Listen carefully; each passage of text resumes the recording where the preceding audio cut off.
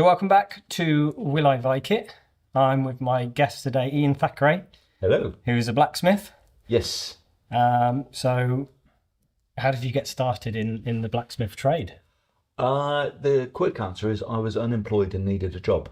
That's a good answer. Yeah. And it literally was that. It was 2008, the last big recession. Yeah. I'd been made unemployed from my office job and was just flicking through the local paper, and there was, amongst everything, there was just an advert saying extra hand needed in a busy forge, call Jim on this phone number. Yeah.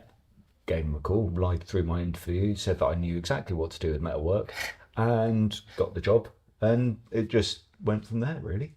Okay.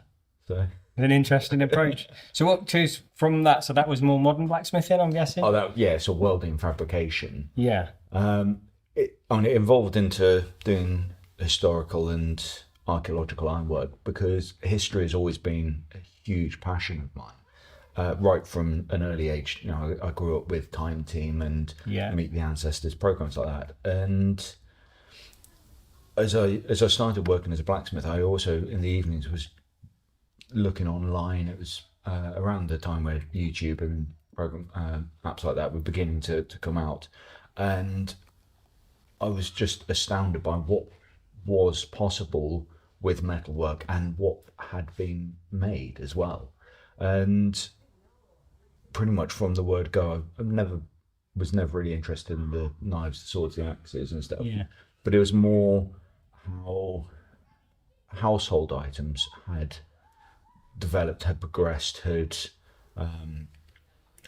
been modified over the centuries to what we have today, when actually, things like frying pans, saucepans, grills, kettles, all these sorts of things have been around for millennia. Yeah. And just found that actually I quite enjoyed making these things that had been used on a daily basis. So was there much difference once you sort of moved into the historical stuff? Is the construction and blacksmithing the same? Like, has it ever changed over time, or? Yes and no. The tools have changed. But other than that, you are still taking metal, you're getting it hot and you're hitting it. The huge difference is the fact that, to make one of those knives, for instance, you would have had to get the iron ore, get the charcoal, smelted it, refined it into a usable billet, and then forged into the object you want. Whereas now, I can phone up my local steel yard in Shaftesbury, and the next day, the day after, it's on the doorstep, ready to go. Okay. But yeah, we still use hammers, we still use fire, whether it's charcoal, coal, coke, gas. Other than that, it's all pretty much still the same sort of tradition and craft as it was, back 2,000 years ago. Okay. So you've done some interesting projects. I have been checking out your Instagram, I must admit. So I know recently you did the project at Chalk Valley. Yes. Where, well, I'll let you explain it because you know what you did. So the Chalk Valley project for 2022 was the culmination for me of 10 years worth of research. And it was recreating the earliest known iron artifacts, which were beads forged from meteorites. And so I found a meteorite called Gebel Kamil, which I didn't literally find it, but I was able to get a piece of meteorite called Gebel Kamil, which landed in Egypt around 5,000 years ago. And with my friend Will Sherman, he and I forged this meteorite, this lump of rock, space rock, into these beads using ancient Egyptian, so 5,000-year-old Egyptian technologies as well, because we could do it with a hammer and an anvil in about 20 minutes, but standing there with blowpipes and with stone hammers, stone anvils, kneeling down on the ground all day long with COVID as well post-COVID run. Sure. It just made it far more of a challenge. It was a lot more rewarding when we were able to complete it. Yeah. So that's obviously like a lifelong dream that you got to do that project. Are there any others that you can think of? Like, I think what I enjoy doing with the archaeological work is recreating items that people just don't believe existed. So, for instance, Dorchester Museum have got ship's anchor as we would see it, as we would recognise it today, but it was made in the Iron Age, Right. and is a lot bigger than what people assume Iron Age blacksmiths were capable of. I mean, it's one of these ones. I know you've had Tom on this show as well. Yeah. He and I have always said, and actually all blacksmiths we've always agreed that the trouble is, the further back in history you go, the more people think, oh, they were just little simpletons, didn't really know what they were doing. And so creating these objects that make people look at it and go, oh, and just amaze them that this was made without the modern tools and equipment that we know and love today. Yeah. So I think I've got a laundry list of stuff I need to do, from this ship's anchor through to some of the cookware that was carried around by Henry VIII's army, where they would just roast entire oxen on this giant spit, things like that. Yeah. I'd love to get around to making. I had a question I was going to ask you later, but it kind of ties in, so we'll do it now. Is if you had an unlimited budget, what is your dream project? We'll come back to that at the end. We can come back to it at the end, yeah. I just thought it kind of tied in with what Yeah. you were saying there, so I thought it might be a good time to ask. I think, if I'm honest with you, limiting the budget is actually half the fun. Yeah. Because with an unlimited budget, the sky's the limit, the moon's Yeah. the limit. But it's restricting the budget and saying, I can make this for this amount of money. That's half of the challenge. And I mean, it's like with yourself. If I was to give you an unlimited budget, how far would you go? And whereas saying I've got £1,000 or I've got £100 sets your limit, but you will want to do the best you can for that budget. And so I think having a budget is a good standpoint. Yeah, I can see that. I mean, there's a similar aspect for me with food. Is part of the reason why I like doing the historical food is you're limited on your ingredients and your cookware and things, and so you're working within limitations. Yeah. To be honest, even sometimes that's the fun of making vegan food. You need to make stuff that tastes good, but with the limited ingredients. Whereas if you've got all the ingredients in the world, yes, you can make something that tastes good. Yeah. But can you do it on a limited? But then when you're cooking for people, how many times do you give someone a dish to try? And when you tell them that this is what the Vikings or the Saxons or the medieval or the Roman people ate, how often do they just look at you like you're mad? I mean, most of the time, isn't it? I mean, it's difficult as well with the Saxon period. They weren't writing recipes that. I mean, the idea of a cookbook to a Saxon or a Viking wouldn't make sense because it involves going out, getting certain ingredients to make that recipe. Yeah. Whereas they're going to use what they've got, chuck it all in a pot and cook it. Yeah. Most of the time. Yeah. You're only going to, unless you're having a feast, maybe you might have gone out of your way to get certain ingredients to show off. Yeah. But, yeah. So we're on to talking about food, so I think we should. So what I've done is I've cooked you up 3 options for maybe what they might have cooked on the Mastermyr Grill, which is the thing I really got you here to talk about, as you know. Yes. So Ian actually made the grill for me. When was it? Early this year? Was it last year? I'm going to say early this year. I think it might have been. Yeah. And you kindly dropped it off here for me, Yes. the ATC. Yeah. And I've been playing with it all year. Lots of cooking, doing courses on it. I've cooked various things. People say you can't cook sausages on it. You can. You just need a Cumberland sausage. Yep. So today my options are a salt dough wrapped leg of lamb, which has been stuffed with rosemary and garlic. So it's a little bit lavish. Maybe they wouldn't have wasted the salt and the flour and they could have used clay instead. But the salt really does add to the flavour of the meat. We've got a wild venison and garlic sausage. Funnily enough, actually, the venison came from a place just up the road, Creech-Hill. Oh, yeah. They supplied the deer for a course I did in Wales back in beginning of October. Yeah, fantastic. So it's local venison. Yeah. And then we've got some leeks that have just been charred in the embers, and I've put some of my favourite cheese on top. Brilliant. So I will leave some out. Yeah. Sounds absolutely fantastic.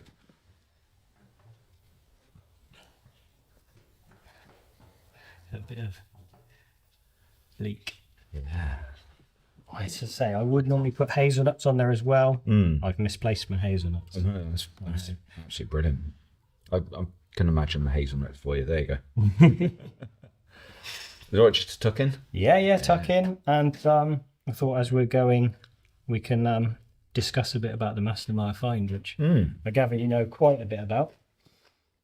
It's a 1936 I find. think so.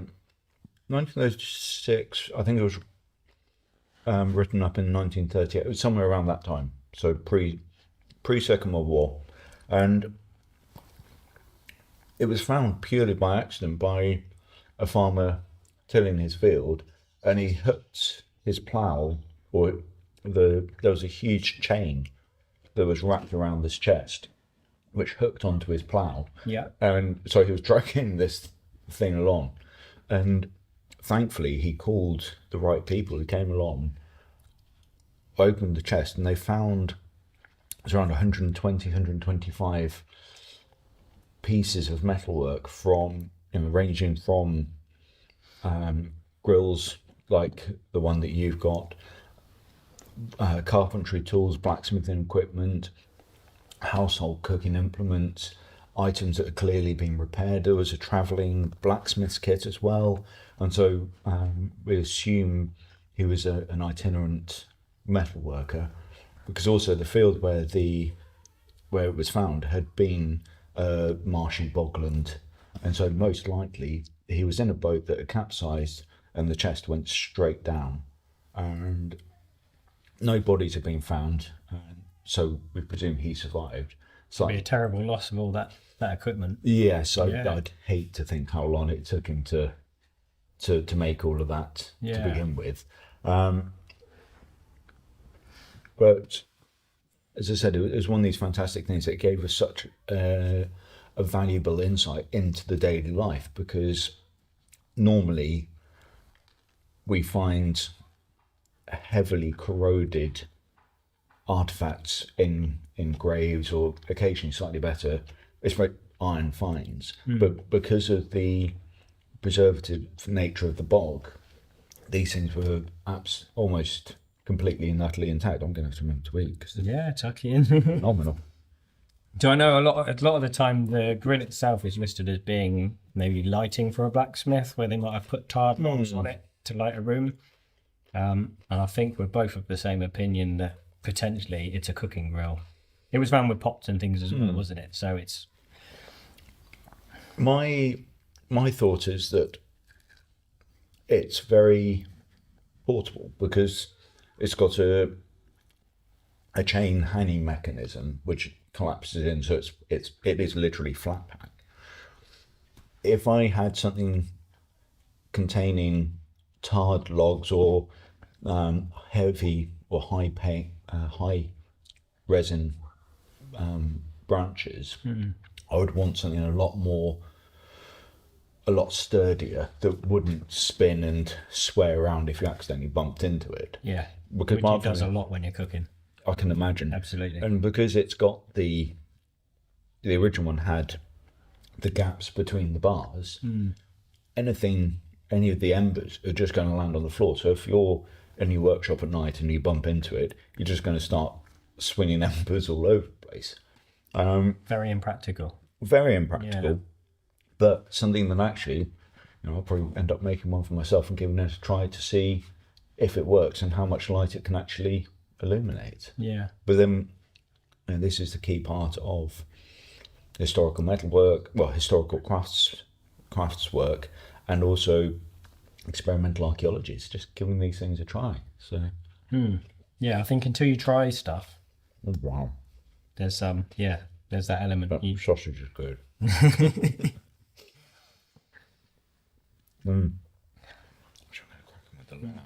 Have a go. Yeah. People can just listen to us eat. I've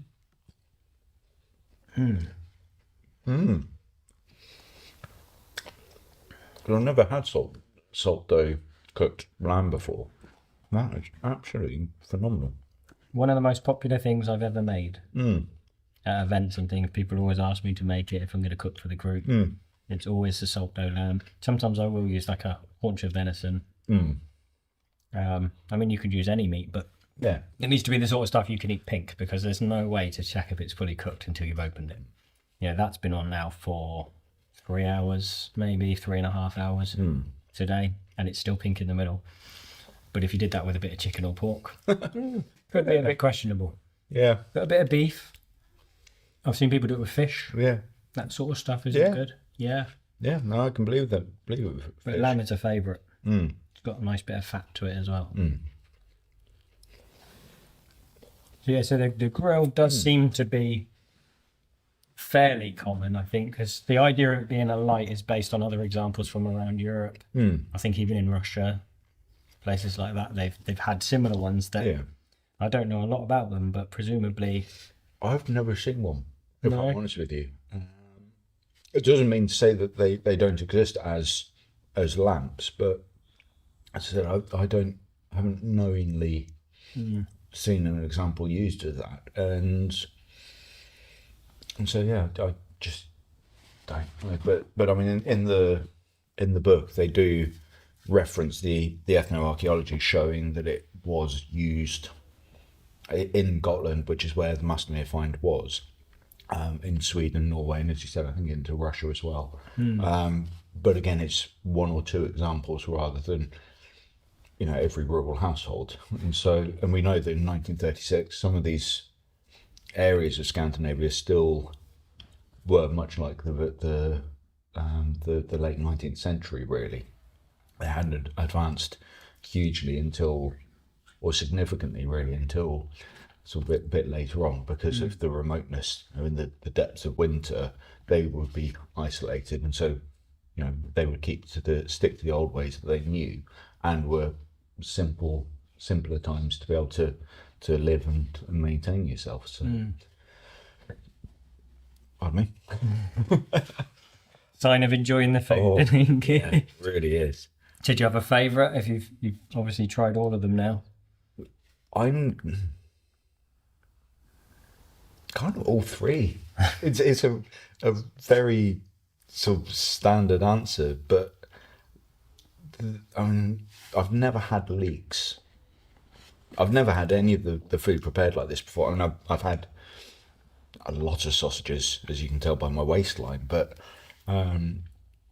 never one as fresh as that. The leeks, I've never thought about actually putting them into the embers to cook. And as I said, never had a salt dough lamb. And there's just something different about each dish, that they're all fantastic in their own ways. So yeah. And as I say, they all seem, at least from my opinion, they all seem viable, that the grill could have been used for that rather than lighting, if Definitely. not more likely. Definitely. I mean, it's one of the grill is one of those items that you could have it hung on a tripod, you know, like the Usaberg tripod. You could fix it up on a stick over a campfire, or if you're in your hall or your homestead and you're cooking, you can have it hung up over that. So, and the great thing is that if you are cooking, as we found with the sausage when you were cooking it earlier, flipped it over, the fat goes down, feeds into the fire. So It does. It's a nice flame grilled sausage. oh yeah, Yeah. So one other interesting thing about the sausages, I think most opinion is that most food would be boiled, and sausages in particular would be boiled. oh right, But the texture is very different and a little bit chewy. Yeah. So I'm a fan of, as you would have seen when you arrived, I pre-boiled the sausage, Yeah. which cooks it through, and then you chuck it on the grill so you don't end up with a black sausage that's pink in the middle. yeah, And actually, that's like a historical technique that's moved into my modern cooking. If I'm doing a really? barbecue at home, I Yeah. boil the sausages first. And they're pre-cooked, straight on the grill. Get a fantastic. bit of colour. Yeah. There's no checking if they're done in the middle. Well, again, I mean, it's a bit like, you know, if you're doing a barbecue, you chuck the chicken into the oven first. So Same thing, really. Yeah. And obviously, you do lose a bit of the juices and stuff will come out whilst you're cooking them, but then you've got the water itself can be used for stock. So potentially, they'd boil a sausage Yeah. and then use it to cook split peas or something like that. yeah, Well, I mean, again, it's one of the, just putting that into context, the modern recipes. You've got your ham and pea soups, which, you know, comes from the same thing. You boil the ham in the water, add the peas, there's your soup. I know there's a lot more to it than that, but in simple terms. no, I'm just really bad at cooking elaborate recipes. But yeah, I know it makes perfect sense. And I mean, that was absolutely delicious. I mean, I've, again, never boiled sausage before, just normally chuck them into the oven or onto the grill or onto the barbecue. So, you know, it was a nice change and a very delicious change. And then with the leeks as well, there's the other options to do it with other veg. You can do it with apples, turnips, anything like that. Even onions. If you put an onion in the fire and cut it down the middle, you can eat it as it is. Like, it doesn't need anything else. It's almost sweet from the sort of smokiness that comes through. No, I'm trying when I can get the barbecue out again. I was envisioning next time you're in the Smith and you just kind of... Actually, I do occasionally cook on the forge, so... knock up some lunch in the forge. There's a leg of lamb in there whilst knocking up a grill. I think the most elaborate I've done in the forge was a haunch of venison. Wow. Yeah. It took a bit longer than my lunch break, so I didn't go down too well, but no, I'm definitely going to be trying some of these. Brilliant. Well, I've got a few questions, if you don't mind, that are just kind of ones I'm asking everybody at the minute. Contemplate with a piece of the lamb. Yeah. So we can go back, if you want, to the first question, which was unlimited budget, which you've already said not really into the idea, but let's say you were. Is there a project you'd want to work on? Maybe the Mastermyr find itself? In India, they've got the Delhi pillar, and the Delhi pillar it's a column, I think about sort of 2 meters above ground, and it doesn't rust. And it's one of these ones where people say they didn't have the technology back then to be able to create this item. You know, almost no impurities in it. So I'd like to give that one, and that would need a lot of money. But otherwise, it would probably be the campaign cooking mechanisms employed by people like Henry VIII, where they were creating these huge spit roasts out of oxen and whatever they had going. Sure. Just because of the sheer size of it, the over-the-top lavishness, and just the fact that it's not been done on the scale that it was. You know, you can see them heavily scaled back so that you can cook a pig or a lamb or something like that, but never to, or very rarely to the full size. And so that one would need a very hefty budget. Big budget. Very big budget. But also, actually, if you use iron as opposed to this modern mild steel, then that would be another addition to the budget, but also another challenge, because the material is completely different. So mild steel, you can pick up a length of it in England, Australia, Russia, China, America, and it's exactly the same. It's got a recipe that all of the steel mills can stick to, and so it's just a very simple. It's amazing that it's that consistent. You'd expect some variations. And there are subtle variations, but I mean, it's within a batch of over 10,000 bars or however many a steel mill produces, there will be slight different inconsistency between those 10,000 and the next 10,000. Yeah. Whereas with the iron, the way that they would have created it, you could have an inconsistency over 30 centimeters or a foot. One end of a bar will be completely different to the other. The iron actually had a grain structure like wood, which would mean that it would be, you could work it, you could control it, but at the end of the day, if it wanted to split open, it was going to split open. And it produces all of these other challenges to go along with it. And so being able to recreate the artifact with the original material, that's half of the fun of it. And originally the ATC had asked me to make or recreate the Mastermyr find, the entire 120, 125 pieces, which, as far as I'm aware, has only been done once by a group of American blacksmiths. And so it's never been done by one person. And again, there was a long conversation about the materials. Do we use mild steel? Do we use iron? Do we smelt our own iron and make it? And eventually, because it was a heavily budgeted commission, we had to use mild steel just to make it cost efficient. But again, that's one person's work, so that would be a good fun one to do. I've got a friend up in Cumbria who runs a place called Moorforge Viking Settlement, and he's also a blacksmith. And I'm fairly certain he said recently that on his to-do list, sort of next year, is to just work his way slowly through and recreate the whole collection. Well, that was good to see. Yeah. So another question for you, back to the food again, is whether you think you could have survived on a Viking Age diet. I did for 3 months. You did? I did. You didn't know that one, did you? I didn't know that one. No.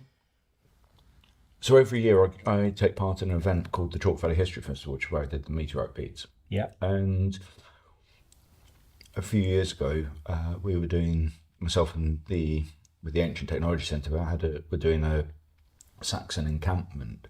And so for 3 months prior to that, I lived on a Viking / Saxon diet, because a lot of the time in films and TV you see Vikings and Saxons of a very specific, stereotypical image, rippling six packs and everything else to go with it. And the job I had on at the time was actually the Mastermyr tool chest, right, which was the 3 months prior to the festival. Yeah.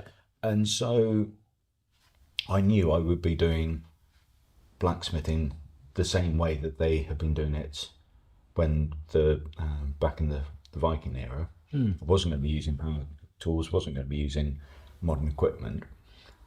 So I thought I'd be doing the same activities. If I was eating the same diet, I could then go to the festival saying, this is the physique, this is how they would have looked, none of this rippling six-pack nonsense or any of that. That's quite a level of dedication. It was, only it was the food was wonderful. And I was adamant from the start it was just going to end up becoming very monotonous and just quite plain and boring.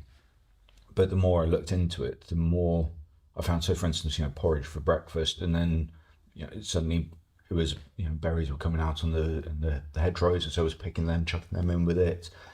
Some nuts as well, a little bit of honey. Lunch was normally some sort of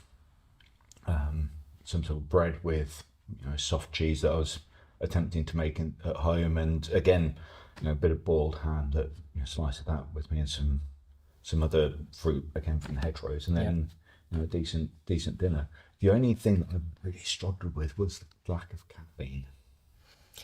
Well, that'll lead into the last question of the bunch, which was tied in with that, is if you had to live in the Viking Age, what food would you miss the most? There you go. I thought that might be your answer. Instant. So you need your caffeine hit. Caffeine, not instant, for proper coffee. Yeah.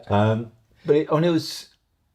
the reason I like coffee is the taste. I don't drink it for energy or anything like that. And what I found when I was doing this diet was that because I cut out the coffee, caffeine entirely, tea, I cut out processed sugars, in fact, all sugar except for honey, and the natural sugars from fruits.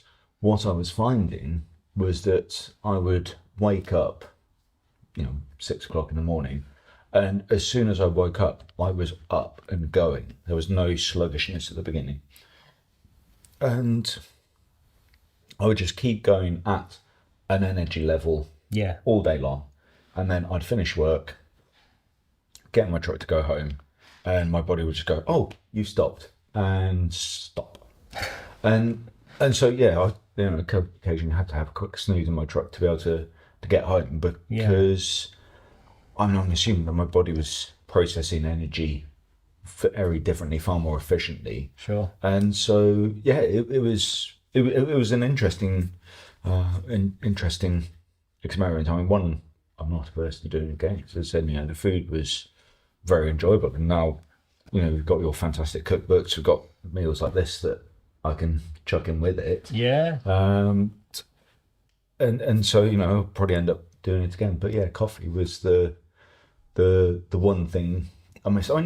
I think a lot of it was also because at the time I was pompous enough that I hand ground my coffee rather than just getting instant or pre-ground, and so there was that entire entire process. You're going to say like a morning ritual. Yes, exactly. Yeah. Had just gone, and so it's a bit like when you see an ex-smoker, he still sits there with the biro stuck between their fingers. It was that same sort of thing. I was just would struggle a bit with the lack of, well, as you said, lack of ritual more than having a caffeine crash itself. So thank you so much for coming on. No, you're more than I won't welcome. keep you for any longer. I know you're a busy man. So do you want to just let people know where they can find you online? Yes, I am on Instagram as Village Blacksmith. I need to just sort of remind myself of these things occasionally. Yeah, so Village Blacksmith on Instagram, and then on Facebook it's just Ian Thackray Blacksmith, and my website is villagesmith.co.uk. Brilliant. I'll pop a link in the description as well. Make sure that everyone can find the right stuff. So yeah, thank you again. No, you're more than welcome, and thank you very much indeed for the fantastic food. I definitely did Vike it. If you enjoyed the show and want to hear more, remember to like and subscribe and give the show a rating. You can also help keep the show going by becoming a Patreon, where you'll get early access to all episodes. Or check out my range of merch on my store. Links are in the episode description. Thanks for watching.